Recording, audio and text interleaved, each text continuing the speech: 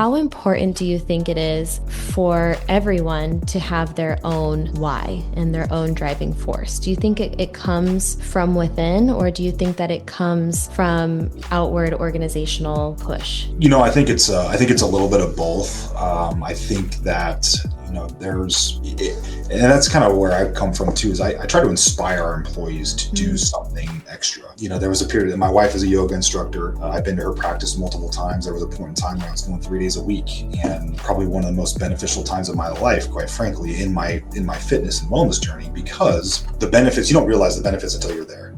And so in that time when she first got into that, I was looking at it like, this is not for me. This is a women's thing. It's not for men. You get that macho piece to it, right? So that's how I looked at it originally. And as I evolved and I had gone to classes, I started getting our officers to go to those classes as well.